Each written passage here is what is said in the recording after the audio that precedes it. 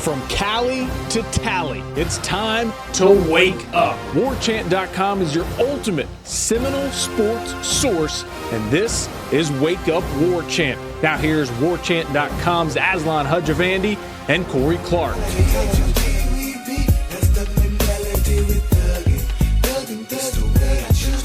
Wake up! What up, everybody? It's Showtime. Wake Up War Chant. You already know it. Usually we tell you to use the promo code WarChant30 for 30 free days of access to the Ultimate Seminole Sports Source if you're not already a member. But, man, we got a really good promo going right now. We'll tell you all about it here in a second, but it's only for current students. So if you're a current student, stay tuned in the next 30 seconds. But first, let's bring in Corey Clark, my co-host, you know, the better half of the program, the coracle, the Bran Stark of the show, the living memory of all of us that are Florida State fans. Corey Clark, what's up, friend? Just living the dream, buddy. I'm doing all right. How are you doing? You doing okay? Yeah, man. Thanks for hanging with me there. I got a late night lift in. I still haven't had dinner as we approach midnight. I'll have dinner after we're done with this show because you got to eat protein, brother, to build muscle that I'm never going to have put on my skinny frame, but it's all part of the chase. You're not supposed to eat dinner at midnight, are you? No, but what are you going to do? You know, you got to get your meals in. You got to get your calories in. I'm sure James Blackman, whenever I don't feel like eating, I'm like, what is James Blackman doing right now? Probably force-feeding himself something he doesn't want. So hey, surely I can do it. Let's hope. Yeah. This promo, all right, check it out, folks. This is serious. This is really a thing that's going on right now. It's for Florida State students. The caveat is obviously you need to be a Florida State student. You're going to email us from your FSU student email account that's going to end obviously in fsu.edu. You email it to support@warchant.com. You will get back a promo code that will allow you to get an annual subscription to warchant.com. You can read all of Michael Langston's recruiting updates, all of Corey's fantastic insight historically and current columns, Ira Schaffel's great historical insight, or more importantly, his institutional knowledge of the inner workings of FSU, the NCAA, the ACC, Gene Williams, and all the awesome stuff he does for us. $12 for an entire year. Wow. $1 a month, practically. This sounds like an infomercial. I mean, $12? It's wow. It's incredible. That can't be true. How can we afford that, Aslan? Well, what we do is we went to Bangladesh and but no, for real, $12 for an annual subscription. That's 88% off the normal rate. Again, email support@warchant.com from your student email account, and you'll get the promo code, and then you can go ahead and plug it in. I don't know what it actually is, but it's for the starving students out there. So if you're a current subscriber and like, what the heck? Listen, we got to start replacing us, you know. We're slowly fading. Some of you are losing your motivation and your passion, so we need to bring in new blood to the fold, but we still love you just the same. And here's the thing. I would think anybody listening to this show, obviously the vast, vast majority are Florida State fans. I don't know how many students. I assume we get some students that listen to this show. But the subscribers, the War Chant subscribers that hear that, and like, man, that's not – yeah, it is. That's fair.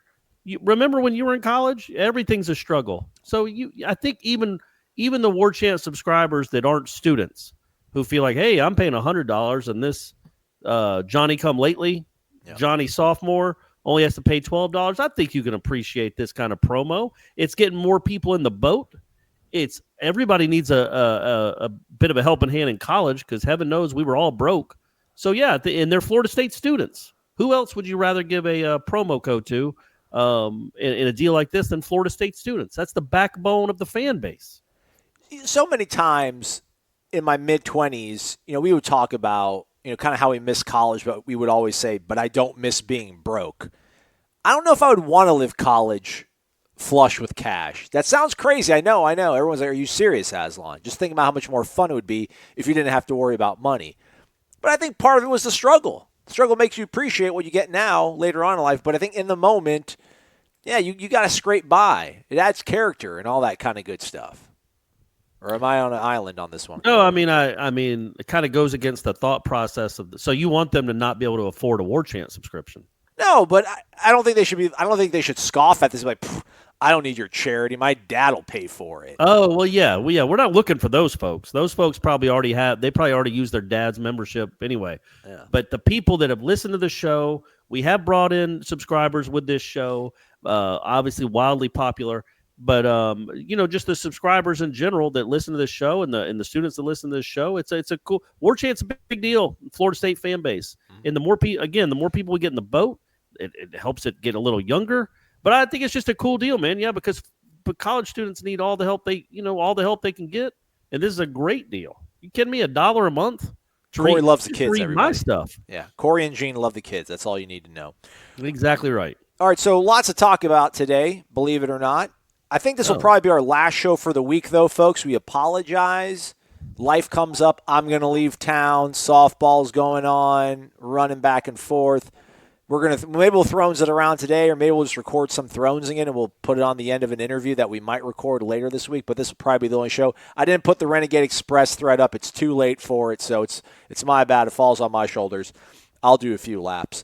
The schedule was released, and I don't know why I can't find it in my email box now. I see the gamer that says that they defeated South Carolina, but where's the email from Scott telling me what time the games are? I know they start out on Thursday. It's going to be a Thursday, Friday, Saturday, super regional rather, for the softball team, 7 p.m. Thursday.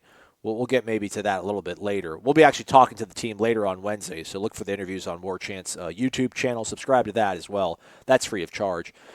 Baseball, played a game. They lost.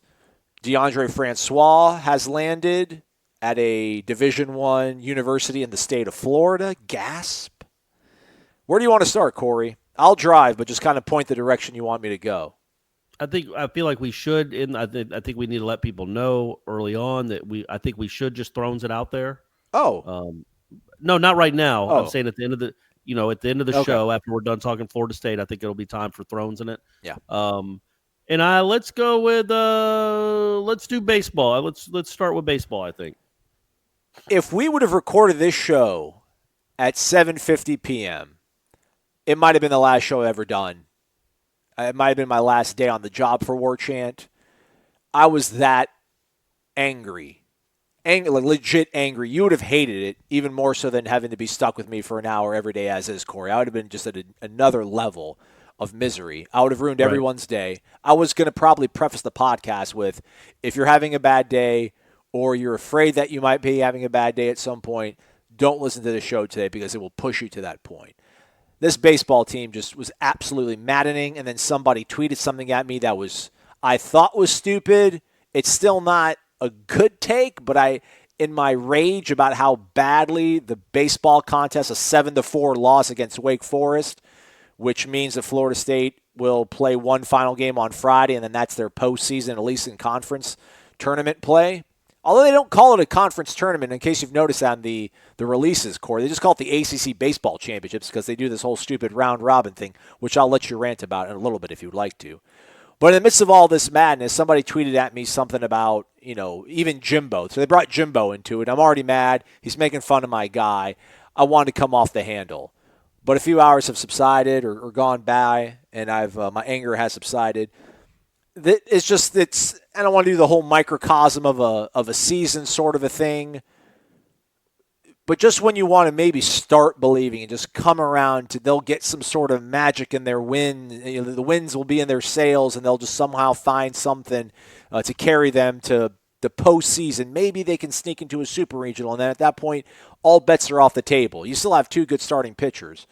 Drew Parrish proved so much, or as much, rather, on Tuesday in that loss. But, dude, this is a team that literally pretty much has no first baseman, which I don't get.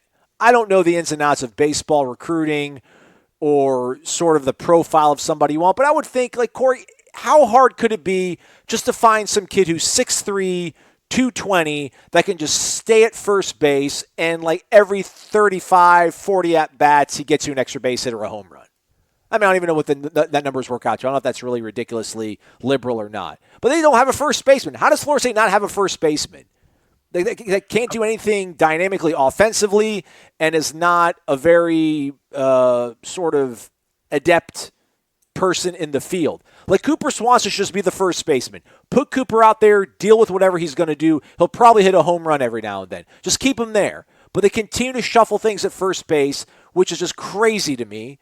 This Alex Sanchez experiment is still going on 2.5 months later after I think he apparently might have had one good weekend. Now, this sounds so critical. I'm not trying to be critical of the young man because I know he's trying. He had a spurt, I think, for maybe one weekend in conference play towards the beginning of the season, and 11 just keeps hanging on it. I'm sure they're seeing something during BP, during warm-ups, or in practice that makes them think that maybe he's turning the corner, but it just hasn't proven itself in games in a long time, yet they still keep putting him in pinch hit situations over guys. They brought him in first to try to do like a righty-righty matchup, and then they brought Cooper Swanson in, or maybe it was lefty because I think Sanchez bats from the left side of the plate. Like the fact that they don't know who they want to put at the plate in certain situations 60 games into the season is absolutely crazy to me. I feel so bad for Drew Parrish, trying to get the stink off of him from what happened to him last year, that indignity that's followed him probably all off season, goes out there and strikes out 13, but the catcher can't catch the ball.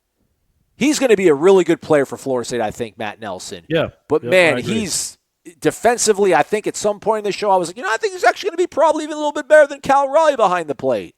Wrong. And then something I've said so many times, Corey, and I hate to keep rambling and not let you talk, but this is the last thing I have to really say about the game.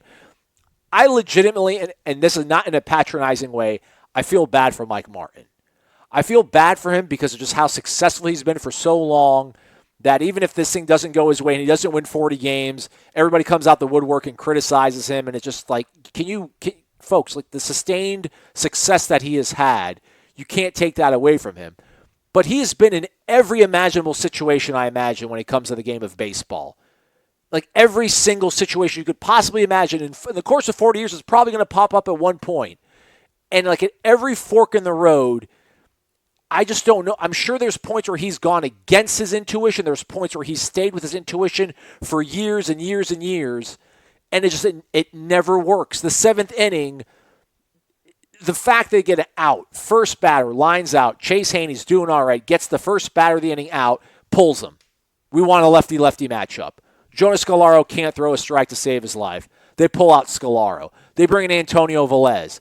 Velez crumbles. They pull Velez. Then they bring in, they bring in Grady. Grady can't find his magic or whatever you want to call it. They pull him in the inning. Then they bring in Clayton Kwiatkowski.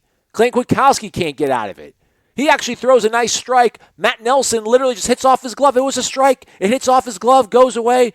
Pass ball, run comes in. They walk two more in. Then they pull Kwiatkowski out. They bring in Shane Drohan. I mean, it just felt like they were emptying the clip in that game, and they missed every single target. And now somehow I'm to believe that Friday, this young, fragile, mercurial team is somehow going to find a way to come and win a vital game in that conference tournament to get them into the postseason tournament. Feels very slim pickings, hoping against all hope at this point. Yeah, I feel like it's a really good thing we didn't have a podcast going on in the seventh inning.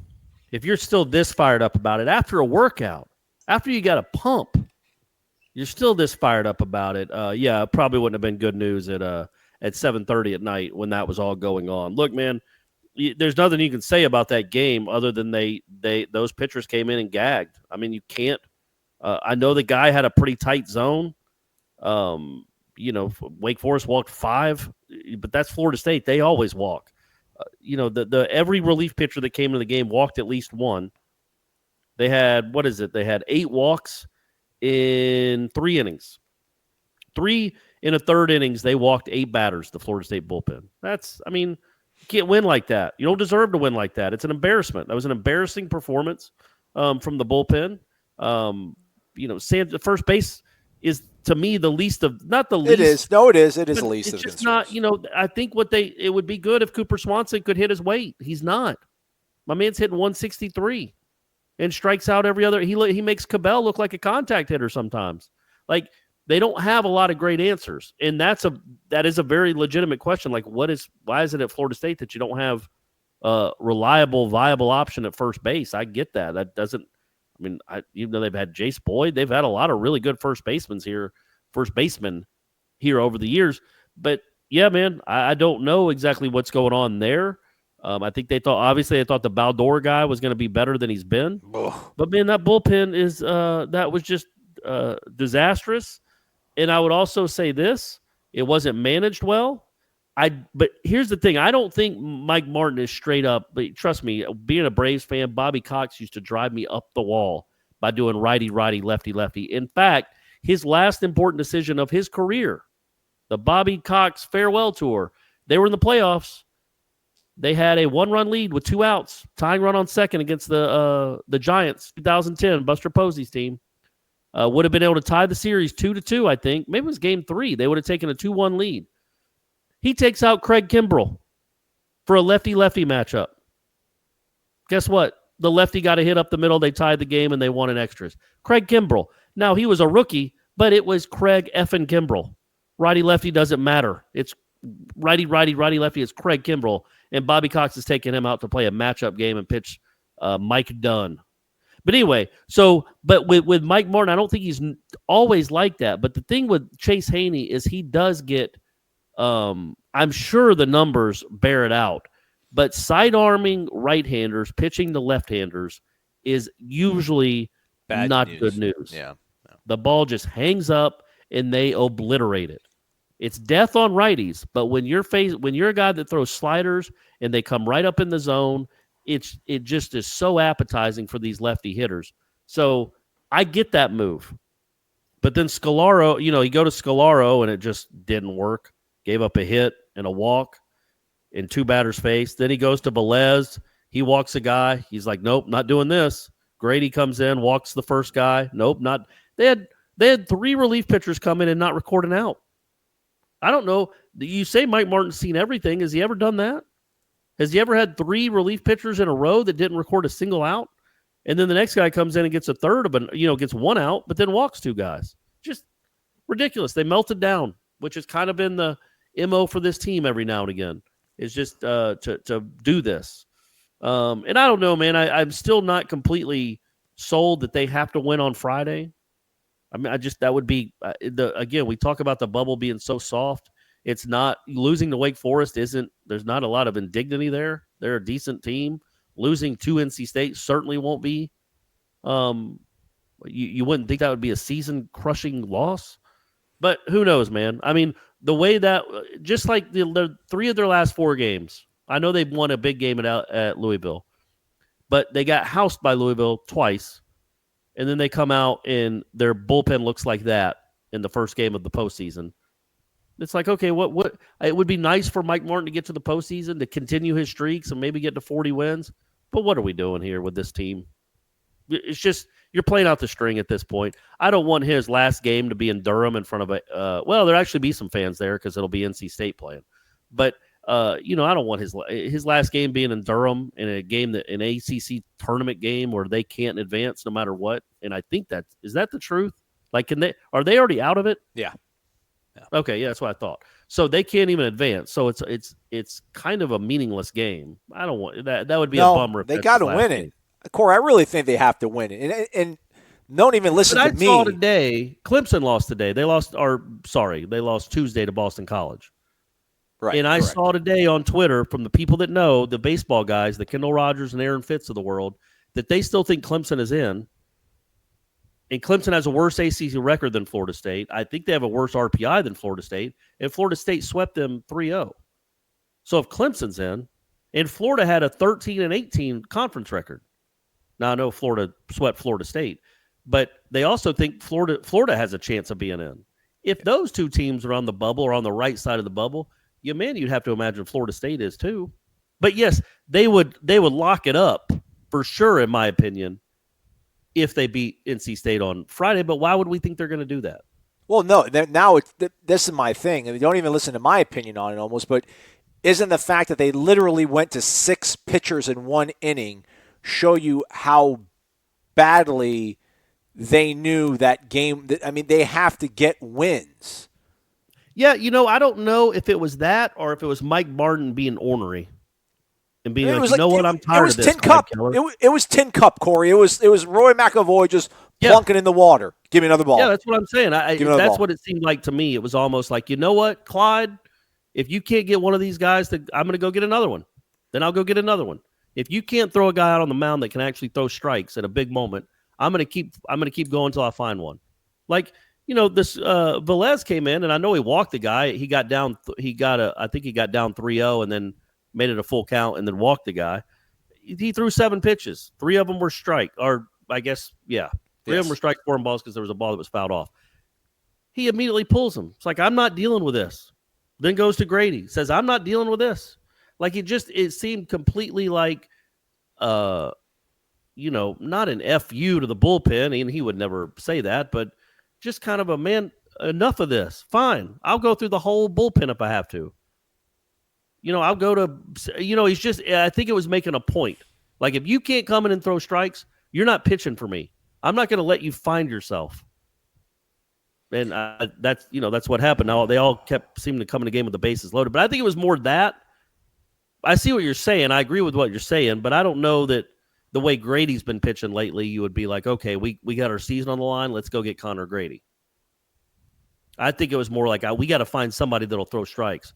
Which one of you, blanketies will throw a dang strike on the mound? And they all said, not me.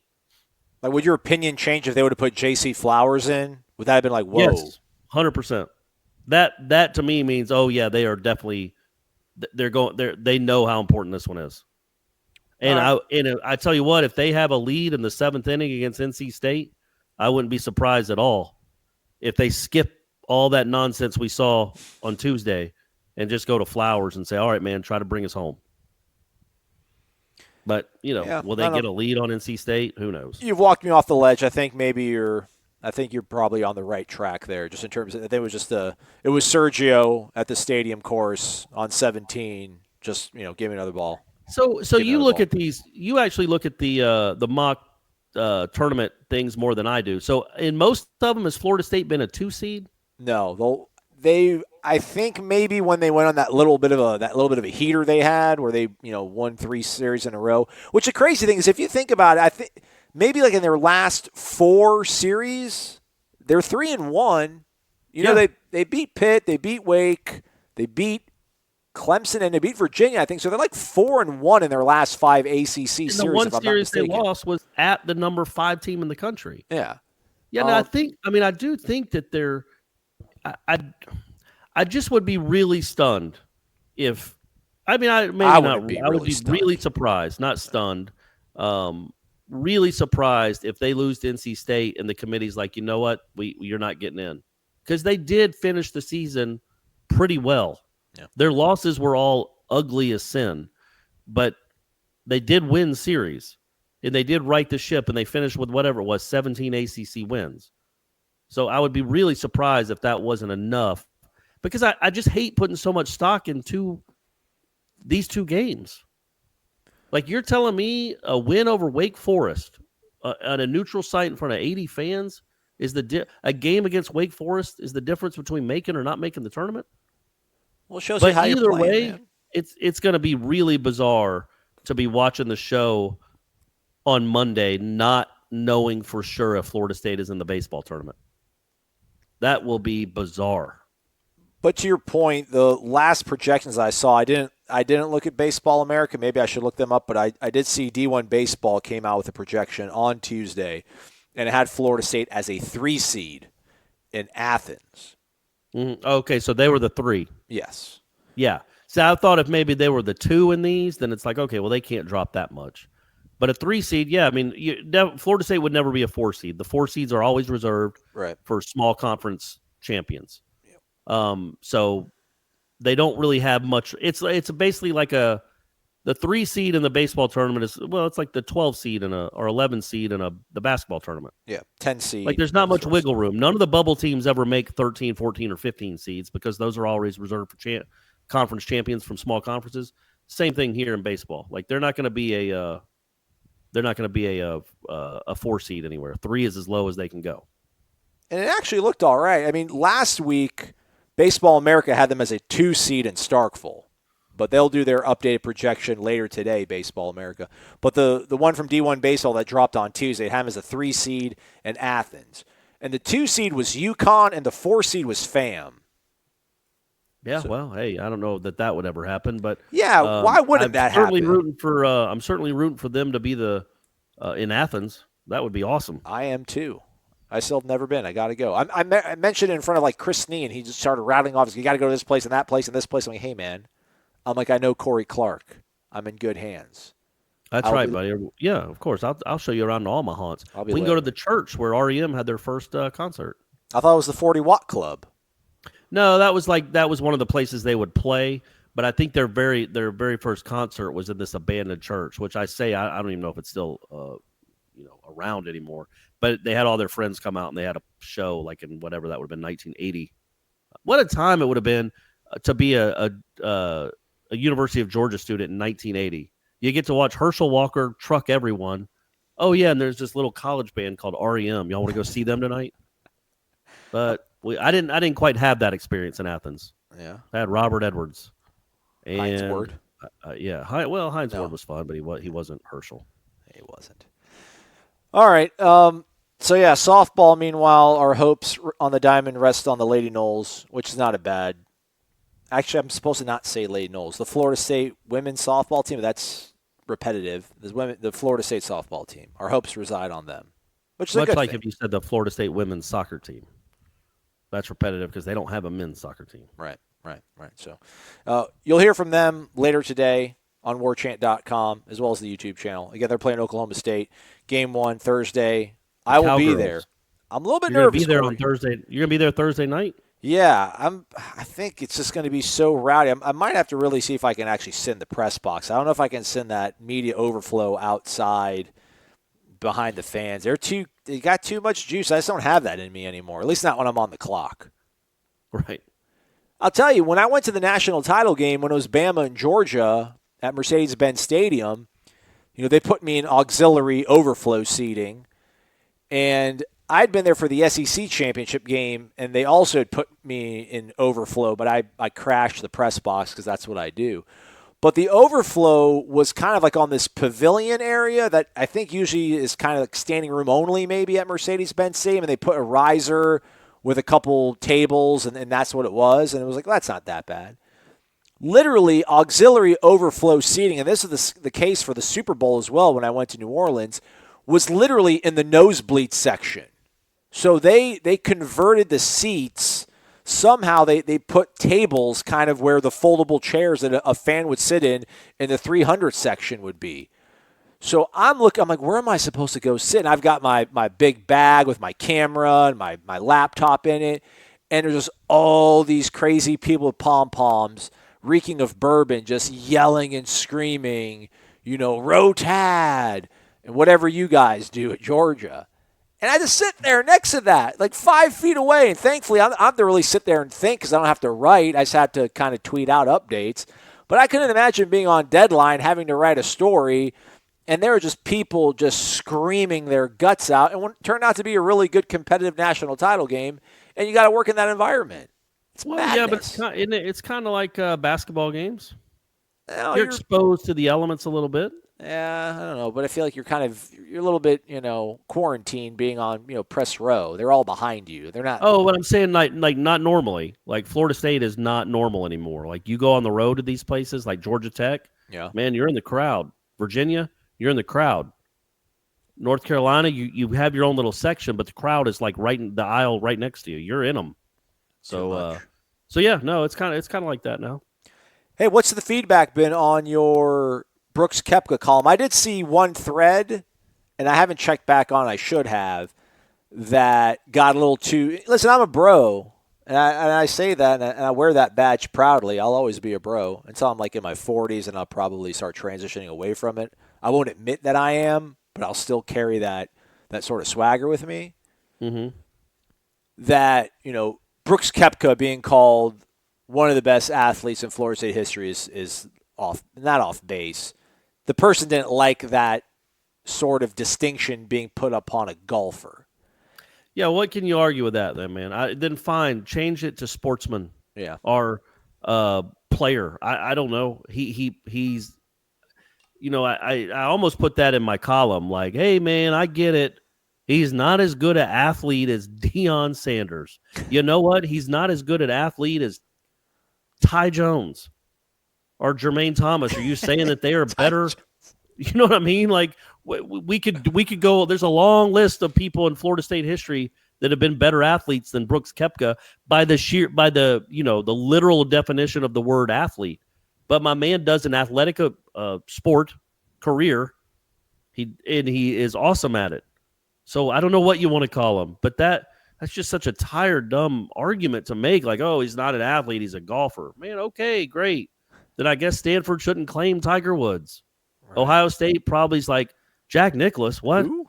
That big tub of goo? Because he was fat when he was a younger kid. He was like kind of John Daly size, a big tubby guy. Really? It's like, yeah, we're not going to claim him. He's not an athlete. He's not as good as Cardale Jones. Come on, man. Have some pride in your university. The guy is awesome. But yeah, mainly it was positive stuff. I mean, again, and also I couched it. I would never go out and say he's the best because he ain't. But the trajectory that he's on, it's amazing. Yeah, it's incredible, and that's why I use those. It's nuts. The company he's keeping, like in my column, some of the stuff that he's done, like where it's just, it's him, Nicklaus, and Tiger, or him, Nicklaus, and Hogan. Like it's just nuts. The company he's keeping right now, and he's only 29. So when you project. Okay, is he going to be the number one? Is this a flash in the pan? Because it certainly doesn't seem like that. Is he going to be one of the top 2 or 3 players in the world for, say, the next 5 years, 8 years? Because, 29 isn't really your prime in golf. Or it doesn't have to be. Because if that's the case, he might wind up with 12 majors. Who knows? He might end up with 20. We don't know. I mean, I know he wasn't thought about a lot coming out of Florida State. But, the guy could set records. Who knows? But it is a really remarkable what he's done. I won't even get into that. But yeah, I mean, I don't know what he'd have to do I don't know what he'd have to do on a golf course. How many trophies he would have to hoist to unseat Deion Sanders. I just don't know what he'd have to do. But I do think he is the best in the world at what he's doing right now. And it's been that way for the last, 24 months. Well, how many other Florida State athletes in history have been the best in the world at what they do for that stretch of time? Deion, right? Maybe. Yeah, I mean, but Deion, would you say he was the best football player? No. Like, it's not like we're saying Brooks Koepka is the best putter or the best driver of the ball or the best this. I mean, he is the best golfer. I don't know that Deion was ever the best football player. Now, it's hard to judge that because he was so awesome at his position. Maybe he was. But you could make the argument that when he was with the 49ers, he wasn't even the best player on his own team. I guess you could make that argument when he was with the Cowboys. I'm not making that argument. I'm just saying you could. One could if they wanted to. But anyway, man, Brooks Koepka is the best in the world at what he's doing right now. And if that lasts for another 2 or 3 years, well, guess what, man? It's him and Deion, and I guess Walter Jones are guys that have been the best in the world for that stretch of time. It is remarkable. Those people. So what would he have to do in your eyes to unseat Deion? He'd have to break Jack's record. He wouldn't, though. I don't think we're too. And now I used to take pride in it. Now I think it's almost. I don't like just the fact of how we just put football above everything. Which I'm still in that boat. I've always been in that boat. I used to be the guy. I would listen to Cameron. I'm like, why aren't you talking more about football? Football, football. Give me football. But Brooks Koepka, what he's doing is amazing. For him in the other one this year, he finished second. Yeah. Like he's got 10 top top 10 finishes in majors in the last 4 years or 5 years. Anyway, it's just crazy. So again, he's not an athlete. I mean, come on, man. Then Tiger Woods isn't an athlete. Fine, whatever you want to, whatever you have to term him to be, to say that he's as good at his sport right now. Right now, I will say this. He's as good at his sport right now than any Florida State person has ever been at their sport. Now, Deion did it for longer. Derek Brooks did it for longer. Walter Jones did it for longer. So that's why even Buster, I guess you could throw in there. That's why I would not have him above those people yet. But for this stretch of time, this period, he's as good at what he does for a living as any of those other people were at what they do for a living. Why can't we appreciate other? See, it always comes back to this thing where so much of my Dave Cowens, too, by the way. I wanted to throw that in there. Obviously, Dave Cowens was very good at what he did. Like, Alabama to me is an anomaly. Like, Florida State, we had our run with Bobby. It came and it went. Not everybody gets that once, let alone it happens to them twice. It's kind of happening to Alabama. It kind of happened to Southern Cal. So I appreciate the history of what Florida State did in football. You know, like I understand the magnitude of what Bobby Bowden accomplished. And then when Jimbo started getting this thing rolling, it and kind of kept falling short of the expectations of getting it back to where it was going to be, it was disappointing to me, but I was still comforted by the fact that I thought we had a capable football coach and we still were going to win games against the teams that we hated, and I thought we usually looked all right doing it. Like, I felt okay about all that sort of stuff. I was, so when Florida State's not at the top of things, like I'm a little bit accepting of it. Like, I don't get all like sad and mad. But then I think about when you look at Clemson and Florida State fans think that should be us. Like, look what Clemson's doing.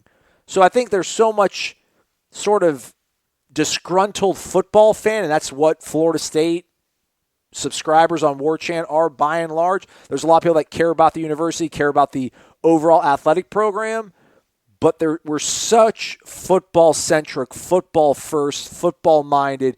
It's our star, it's our moon, it's the sun, it's the planets, it's the entire solar system that we don't want to hear about anything other than that and what we're doing to get that back on track.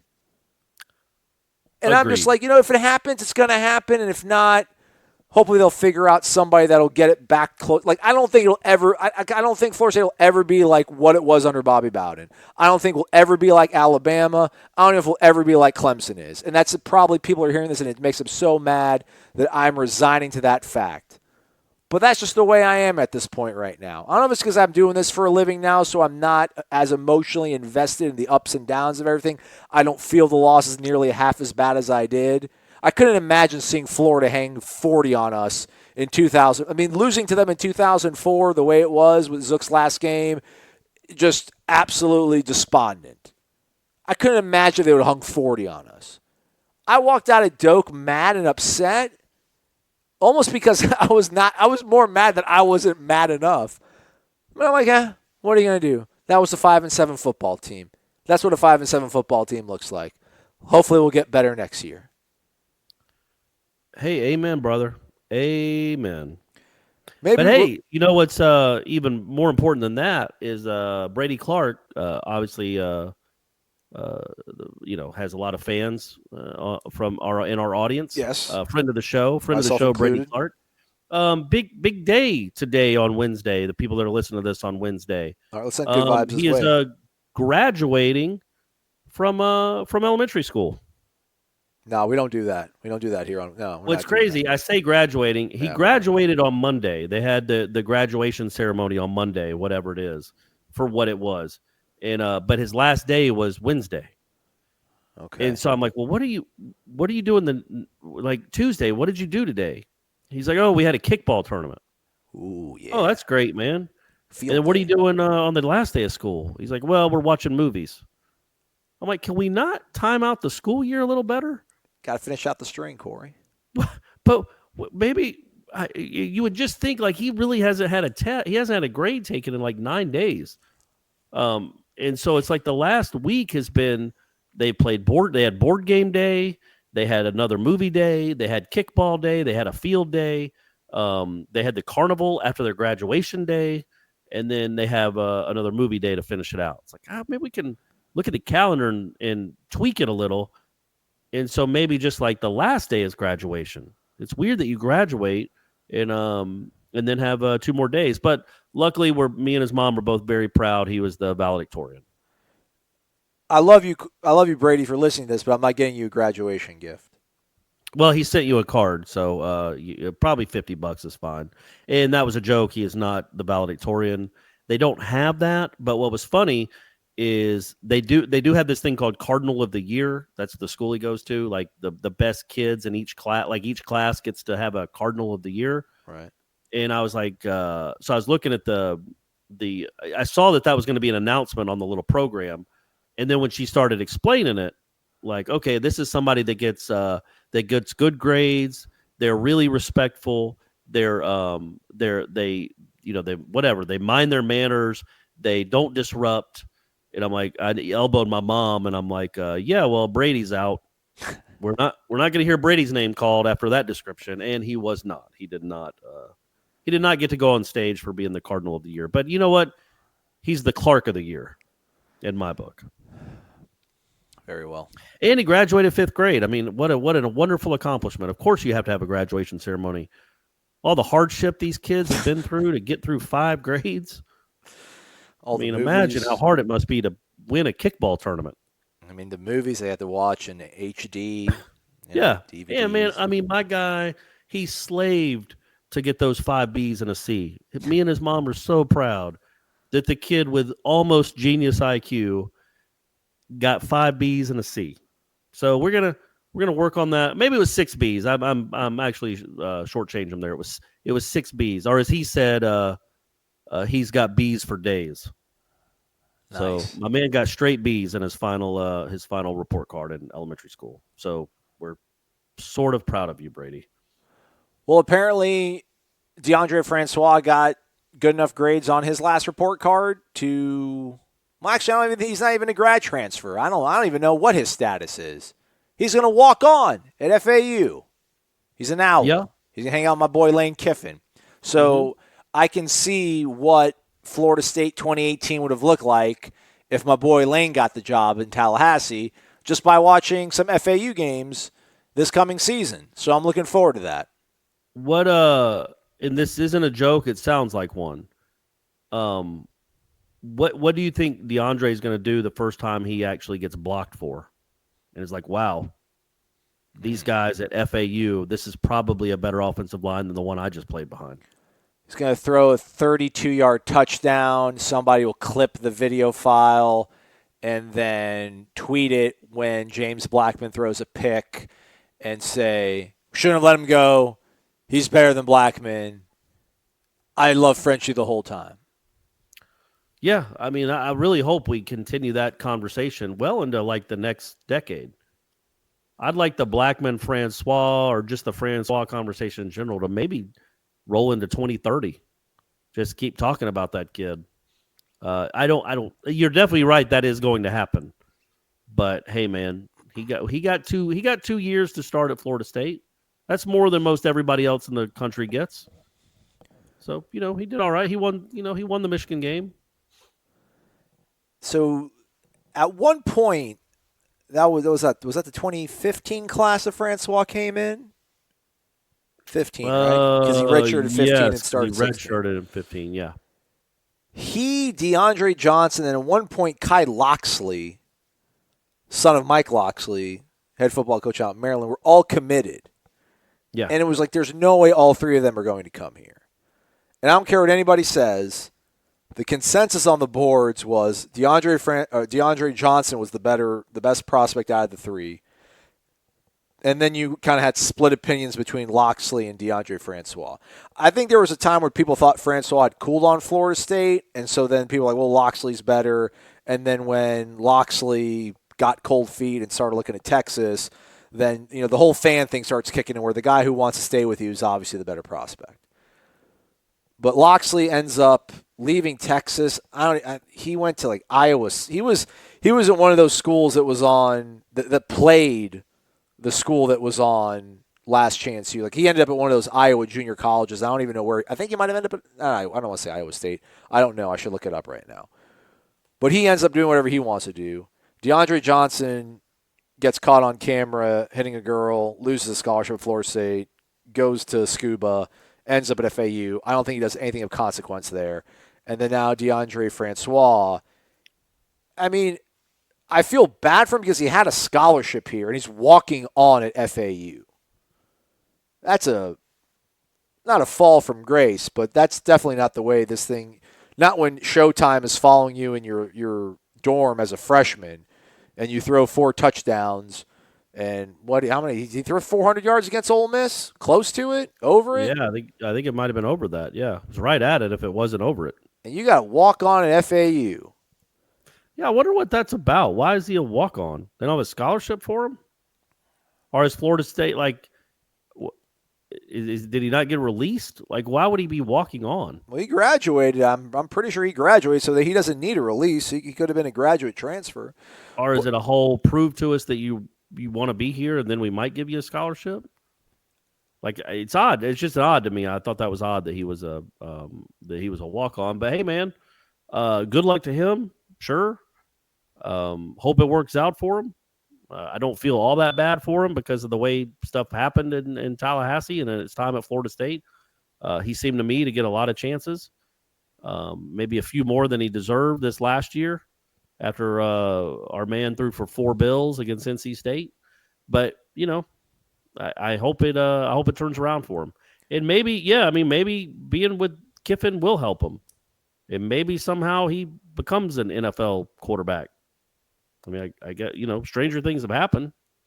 So Kai Loxley ended up at UTEP, by the way. Looks like he ended up at UTEP. Remember, that used to be like the Florida State, the pipeline. Like, I think Fred Rouse ended up there. Correct. Lauren Sam. Correct. Went there, and I want to say there was somebody else, but I can't remember who it was. I think Clarence Ward. Oh, old C. Ward. Yeah. All right. He actually started 8 games for them last year, so he's coming back. He's a senior this year coming up. Who? So, Kai Loxley. He's still got some career in front of him. Good for him. But no, what I would imagine, I don't know. I'm not privy to this, and I haven't. I'm the millennial in me comes out. Although, I mean, I'm technically a millennial, but I don't identify as one. I read headlines too much. I don't click on stories enough unless they're by Corey Clark or Irish O'Fell on WarChant.com. There you go. I would assume that there had to have been something maybe politically behind the scenes at FAU where it's, all right, you want to bring him in here, you can, but we're not giving this kid a scholarship. Yeah, but he's not like a violent criminal. But there's a cloud around him, man. Sure, but I mean, it's FAU. They gave a scholarship to DeAndre Johnson. Right? There was a bigger cloud around that kid. After he rehabilitated himself for a year at Scuba. Well, sure, but it's not like this guy is a pariah that you couldn't touch. I mean, he left Florida State, but he got, I guess he was dismissed, right? Yes. But he got dismissed, or I was going to say kicked off, but whatever, however you want to term it. But I don't think it's like, oh no, you're bringing who in? DeAndre, oh boy, we got to play this close to the vest. Like I don't know that his name carries that much, or any really outside of the Florida State fans that have any really ill will or animosity towards him. So it was, yeah, and that could be it. But again, he's not a pariah. He's not a violent criminal. I wonder if it is. I don't know. I wonder if it is overstated. I mean, people might be like, well, you're the one who started. I don't think so. I didn't necessarily care for his comportion. Is that the way he comported himself? The way he comported himself to the media? Yeah, comportion is probably a word. But I think there's so many, fans are like, oh, Florida State got better addition by subtraction. He was a locker room cancer. Like, I've never said that stuff. I hope you guys don't think I implied that stuff. I never cared for it. I don't know how it plays to other 21-year-old kids in the locker room. But apparently it didn't play bad because, most of his teammates liked him. They defended him. There was a couple, it was probably a half dozen guys that tweeted out screenshots when all that stuff happened earlier this year that led to him ultimately losing his spot at Florida State. I think I saw LaMarcus Brutus retweet it, just kind of say he's rooting for the guy or he's a good dude or, sent words of encouragement. So, yeah, maybe the FAU didn't need to step into that case. It could just be one of those things where, hey, man, it goes to the point I think that Ira wrote about earlier this week that you can read on warchant.com, that this portal situation, by and large, is probably not working out the way it's been intended, at least for the players. They can leave. It gives them freedom to leave, which they want and they deserve. But the grass is not greener for a lot of these folks. I mean, for every George Campbell that ends up at a Power 5 or a Tate Martell, where's Nasir Upshur going? Where's Amir Rasul going? DeAndre Francois is walking on at FAU. And they already got like 2 or 3 guys that, have gone through spring, went through off-season stuff last year. So it's not one of these things where, wink, wink, nod, nod, Malik Zaire or Everett Golson, come here and you're going to start. I mean, he's going to a Conference USA program, walking on. Maybe they guaranteed him the job. Maybe they promised it to him, but it doesn't sound like it. There's depth there in front of him. So we'll see how it goes. But, yeah, I would probably put the over-under the, I don't know, third drive of James Blackman that we see somebody – actually won't happen because they're playing, I think, on August 31st. I don't know if FAU will be playing by then. But, yeah, we'll get plenty of that this year, I'm sure, if he ends up flourishing at FAU. And the funny thing is it won't be that Lane Kiffin's like a good coach.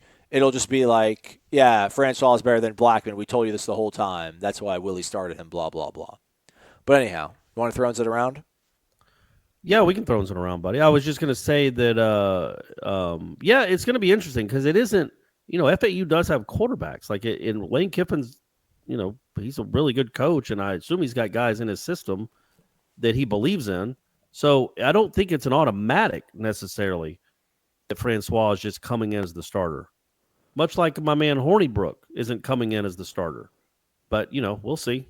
So you finally watched the show. I did.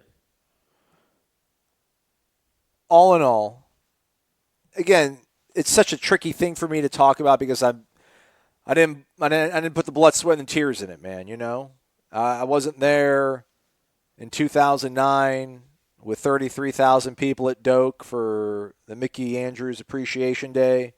I wasn't there for that, man, But I was there for the good times. I was there in Pasadena. I was there when the trophies got hoisted. Right. I haven't bled with you guys on the battlefield at the Battle of Blackwater. I wasn't there at the Battle of the Bastards. I wasn't there with you guys, man. I kind of showed up late to the game. So I'm not obviously as emotionally invested, as I've said. All things considered, though, the way the show wrapped up, which felt like in a very rushed manner, not in the sort of deliberate, well-told, beautifully, intricately woven storylines of the first 6.5 seasons, the fact that it felt so rushed, which, by the way, why did they rush it? They couldn't have gone another 2 episodes. They couldn't have gone another season. Anywho, I like the way it ended. I thought it ended well, all things considered, because obviously, again, I've always been pro-Stark, Starks over everybody, and my family, my house, my clan ended up with pretty much all the power in Westeros. Mm-hmm. I dug it. Yeah, I've made it known on this portion of our podcast plenty of times. I do not like Bran. I thought that character, every time he came on screen over the last decade, I was like, what, this kid again? I would forget he was in the show. Yeah. He's like, oh man, are we back in the forest with this guy? Really? And then, so he was just never my favorite character at all. And I was just thinking, like, you know what? I really like Ned Stark. And they chopped his head off in the first season. And I really liked Rob and his wife or whatever she was and the mom. They seemed like good people. And we saw them murdered at a wedding.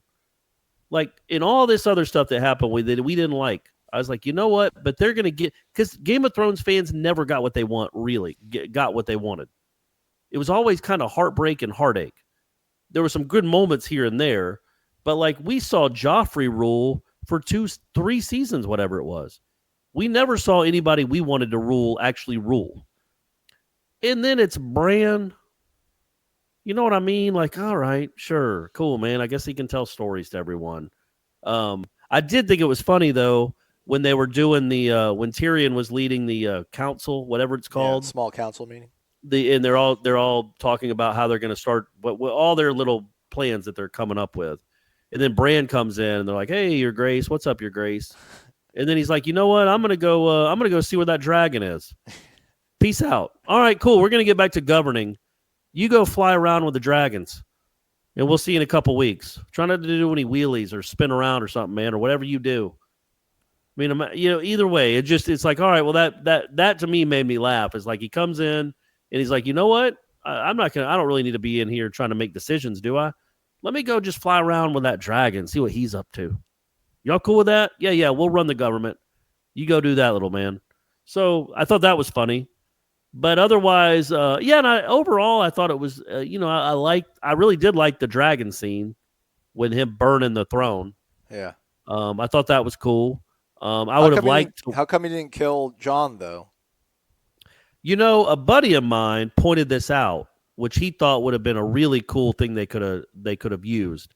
Is Grey Worm could have put Jon Snow, sentenced him to death. That is the guy's name, right? Grey Worm? Correct. Torgo Nugo. Yeah, could have sentenced Jon to death, like I always want to call him Venereal. Veneris was put to death with the dragon fire. Varys. But Jon's a Targaryen, so he couldn't have been killed like that. So once they saw that he survived the fire and he comes out in just his, tattered underwear, but he's still alive, they'd be like, oh, what? And that would have been a cool little twist for them to realize, because nobody knows that he's a Targaryen. But they would have known once they saw that fire couldn't kill him. Because isn't that true? Fire can't kill a Targaryen? I don't know, because her brother died. Her brother was... Yeah, but he was melted, right? I mean, come on. I don't think it was like flames that got him. I mean, well, she said that, though, when he died. She said, he's not a true dragon. Fires can't kill dragon. Like, she said that when he died in front of her, when her husband killed him. Oh, there you go. So wouldn't that have been kind of cool to... I thought that would have been cool if he would have been... they tried to burn him at the stake and he survived it. And Corey, what was the point then? What was the point of his lineage? Like, I mean... Well, yeah, exactly. Like, that would have given it a point at least. That would have made people know. It was he's banished. Yeah. Go ahead. Yeah. No, I was going to say, he banished to, the North, not even the North, the Night's Watch, which, I kind of didn't quite like that much. But yeah, I thought it would have been cool if he'd have been burned. That would have been they would have tried to burn him and then realized that wouldn't work because he's a Targaryen. And then also I thought it would have been cool if like Tyrion, Bran would have said something like, hey man, it's kind of like you're running the government. I know you didn't want to be the second hand or the knight's hand or whatever he's called. Bran's hand. But you're kind of running the government. You're like the de facto king. This kind of worked out pretty well for you. And then he just would have winked at him. Or maybe just winked at the camera and done like a little thumbs up, like a Mentos commercial. That would have been cool too. Like I just wish we'd have seen that Tyrion had a plan other than being a complete idiot for the whole season. Like this is what he wanted. This is how he thought it would play out. Well, I think they left it too open to interpretation or what have you, because I think part of this was set up by episode 2 before the epic battle against the Army of the Dead, when they saw each other for the first time since, Tyrion left the wall or whatever and passed back through Winterfell and gave the blueprint or the sketching of the harness for them to make so that Bran could still ride a horse. That was the first time he had seen him since that moment. And it was, I want to know, everything that you've seen.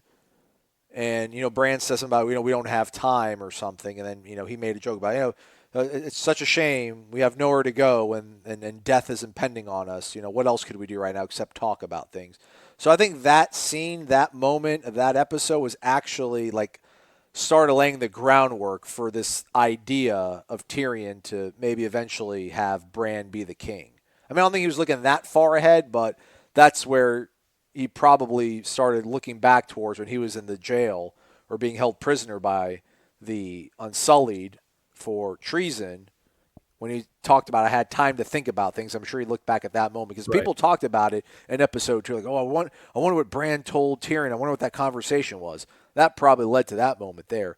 But back to the whole point of the lineage, that was the biggest aha, holy cow, game changer. Everything is going to be crazy now. And nothing really changed.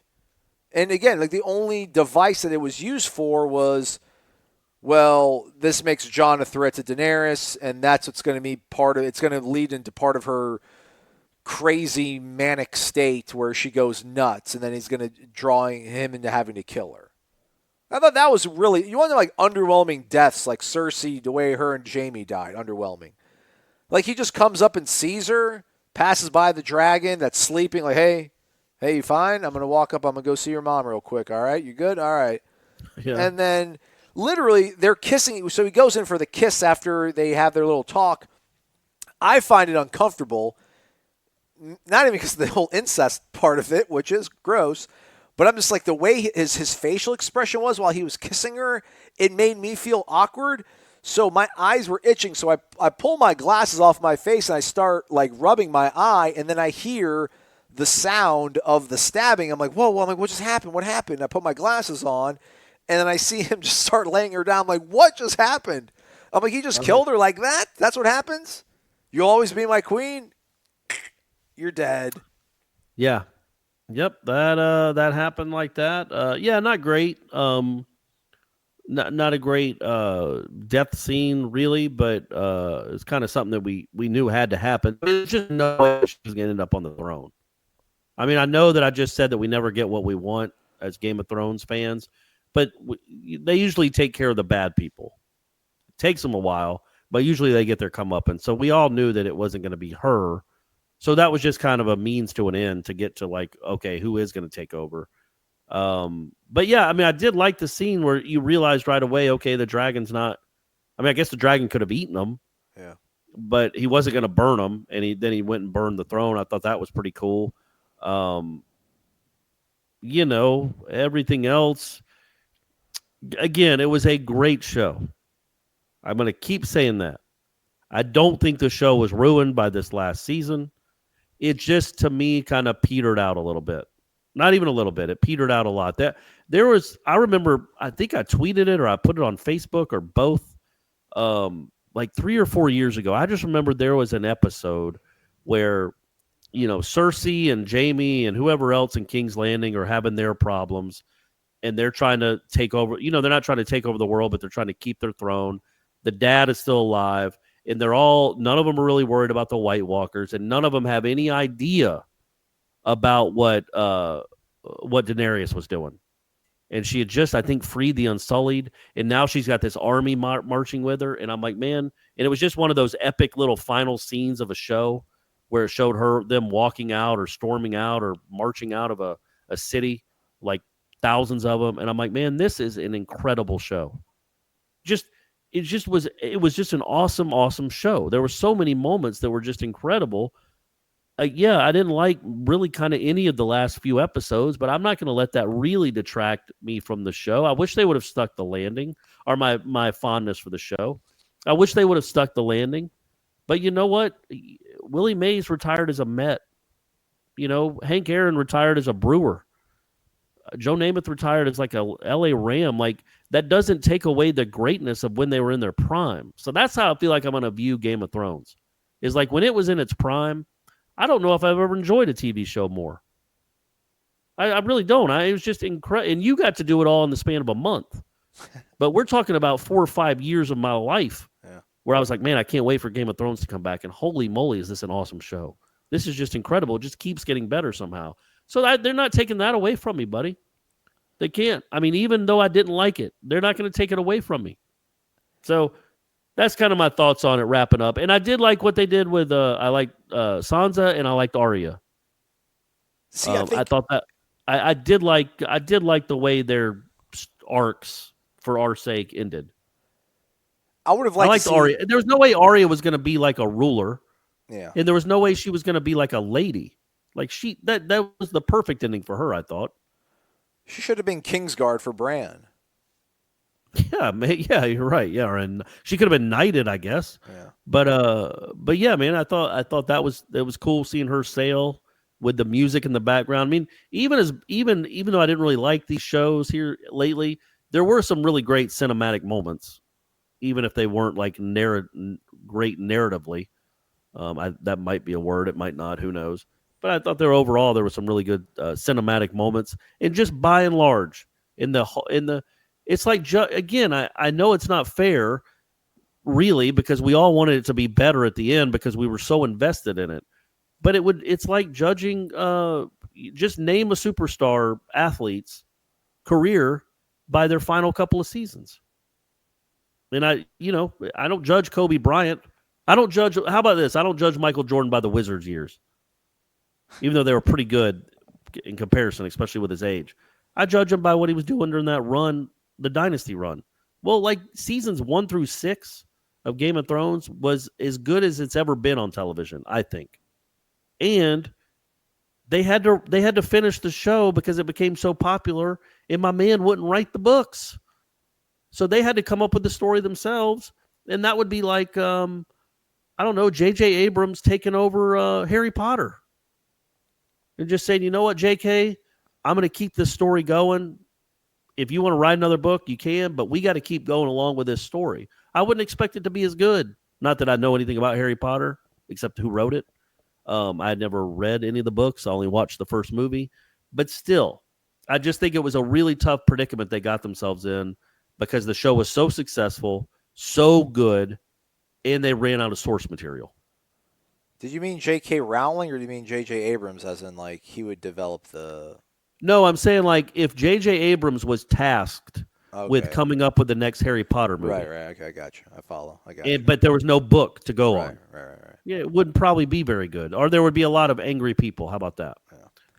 So. Well, I think the problem ultimately with the way it ended, and it doesn't bother me. The Starks are ruling. If this show actually kept going on and on for 8 more seasons, not even 8 more seasons, I think Sansa would actually end up being a villain.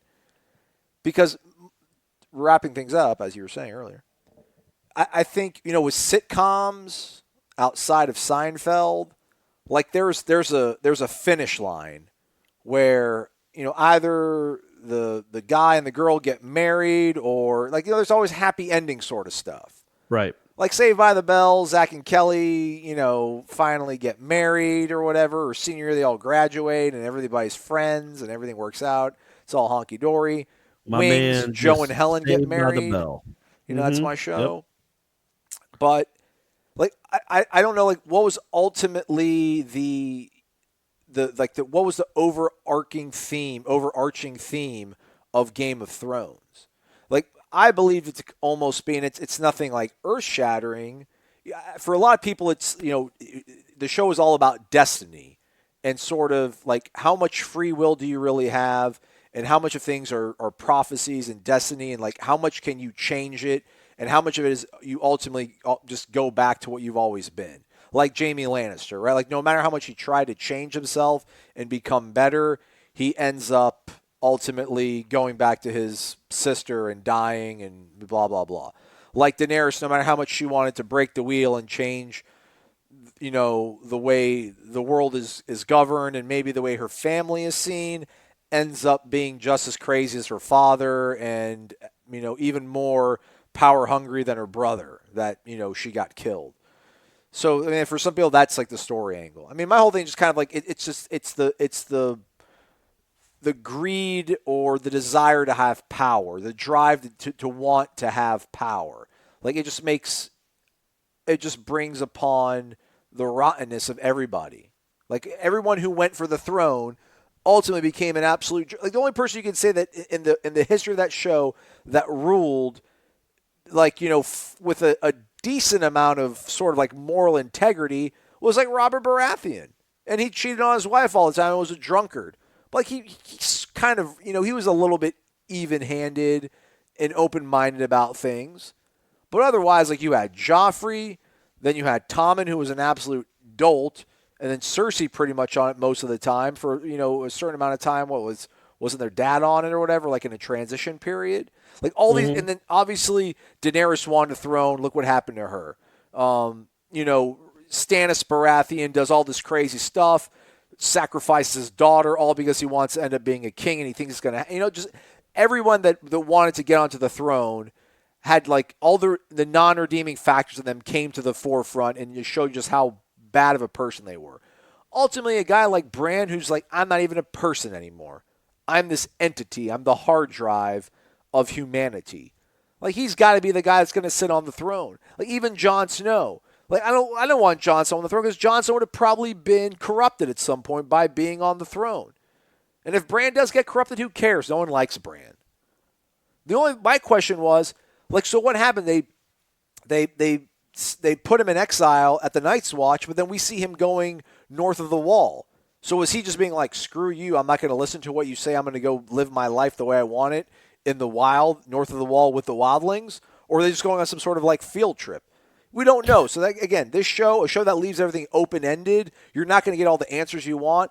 And I think ultimately, like that small council, like everyone loved Samwell. Everyone thought Bronn was funny and a nice part of comic relief. Everyone seemed to be beloved by who Tyrion was. Bran is just whatever. He's a Stark. Arya sails off into wherever who knows. It would have been nice if Gendry was with her, but he's got a kingdom to rule over himself or whatever. And then Sansa gets the North, and the North is independent and sovereign again. So I just don't know, like, what did people really want? Like, they wanted Dany and Jon to rule side by side. It wasn't going to happen. Power, man. No, it was all about the power. Obviously, that's why the name of the show. It's all about being on the throne and the games that people play to get there. But I thought it was I thought one of the best moments was when Sam stood up and said, "Hey, what if we had a government that was for the people, by the people, where everybody voted?" And everybody laughed at him. Yeah. Like, they didn't show Sansa laughing, but they showed her smiling as they cut back to her.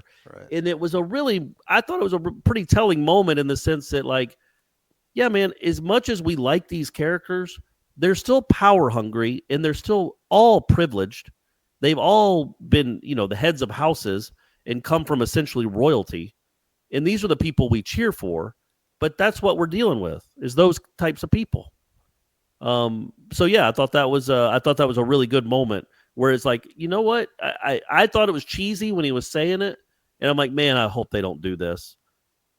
But I thought it was a really good moment where it shows everybody laughing how dumb an idea that is, because those people would never be ruled by the people, because they do think they're above them and they should be ruling. And that's the irony of the show is you root for these people, some of them anyway. But they're not real, they're privileged people. They're not you and I. They're not Joe Sixpack. Or what was the guy's name from the debate? Was it Joe the Plumber? Yeah, Joe the Plumber. Yeah, that's right. They're not Joe the Plumber, man. They're Arya the Sword Slayer. I felt like you were going to go more there. No, sorry, that's it. That was just the. But yeah, I thought that was a good moment. And again, shout out to the founding fathers for thinking about that. I mean, that's probably what was happening. They're probably like in a dragon pit in Philadelphia. Like, what are we going to do, man? We got to get rid of all. Yeah, I mean, Game of Thrones is most people that know, obviously that listen to this and watch the show. Loosely it's based. set in the 1770s. Yeah. Loosely based. In Pennsylvania. Yeah. So, do with that with what you will. Let's just let all the people vote. Like, let's do that. We're going to go ahead and do that. Yeah. Again, I just don't. Yeah, I don't well, know they did it. Yeah. I don't know what the perfect happy ending would have been that everybody sort of desired. Wouldn't have been. Couldn't have been. It's impossible. Yeah. Couldn't have had one. Yeah. Couldn't have had one. Same thing with Lost. Same thing with really all the great shows. People were. I mean, I know it's gotten better in retrospect in the last 12 or 15 years, however long it's been, but people were irate about the Sopranos finale, and I thought it was a really good finale. But he also knew it was the brilliance of that ending is there was no ending that would have made people 100% happy. So make it vague and ambiguous. Let them end the show their own way. Like what they think happened. But see, I don't think. No, they didn't do that with Game of Thrones. Yeah. But I'm saying that there was no way they could have made it happy. There's just no way. Right. You can't make people happy with a show like this. And again, they got kind of screwed because the genius behind the show. The showrunners are fine. The producers did a very good job of bringing it to the screen. But the genius of that whole world stopped writing. So the source material ran out. So they were in a real bind. You keep abruptly ending today on me, Corey. So I'm. I feel like they're solid, and you're right. Maybe it feels like it's a pause, but those aren't commas at the end of my sentences. Those are periods. Those are periods. Yeah, I really do wonder what they're going to do for the spinoff shows. The only one Probably that I've heard something not great. Yeah, the only one I've heard that's kind of made it. I don't know if it's been greenlit, but made at least past the trial balloon phase was one that's going to kind of talk about the origin of the White Walkers and, kind of how the Starks played a role in that to some sort of degree, which I say no. Like, no, thank you. But I don't even know, like, what angle they could really go towards. Like, show the Mad King and, like, how we got to that point where, like, Robert's Rebellion started. I'd be curious to see that. But they talked about it enough that you feel like they don't really need to do an entire show based upon it. Yeah, I think maybe they do the Jaime killing the king. Yeah, that would have been cool to see. I mean, that'd probably be a good little storyline. But, yeah, who knows, man? Who knows what they're going to do. All right, that's it. We're done. So's that show. So, not our strongest Thrones in and around. But, yeah, it was I walked away from it feeling kind of content. I'm like, all right, this is the way it's going to end. So be it. Starks rule. Poor Edmure Tully, though, getting punked like that. Yeah, it was I didn't really care about the ending much, but I don't know if I'd ever been completely satisfied with the ending. But awesome show. I'm glad I watched it. Yeah. All right, that's it for us. Probably for the week, we might actually drop. Did we put out the Stan Jones interview as a podcast earlier? I don't think so. I don't think we've done that yet. We put it on the website. Yeah. Might drop that. Look out for that. Okay. Otherwise, folks, enjoy Memorial Day. Remember the reason for the season. Use sunscreen. Mm-hmm. Subscribe to warchant.com. If you're a student and you're still listening to this, God bless you. God bless anybody who's actually listening to this show still at this point. But email support@warchant.com from your Florida State student email address, and you'll get a promo code for a year subscription to warchant.com for $12 American dollars. Use that.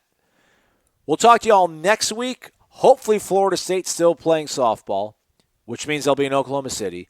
Hopefully they're still playing baseball, which means the 40 wins is still in the horizon. Mm-hmm. And hopefully we'll be able to maybe talk to Kendall Browse. Oh, yeah. Well, we can keep that dream alive for sure. That probably won't happen. He's Corey Maslon. Thanks so much for listening. Have a great one, everybody. WarChant.com is the ultimate inside source for FSU football and recruiting. And now you can get in on the action for free for an entire month. WarChant.com is offering a risk-free 30-day trial subscription. Get full access to the #1 website covering the Seminoles just by entering the promo code WarChant30. That's WarChant30. Sign up and get in on the world's most active FSU message boards. Receive breaking news, stories from our award-winning staff, plus get exclusive interviews and videos. Just enter the promo code WarChant30. WarChant.com, your ultimate Seminole sports source.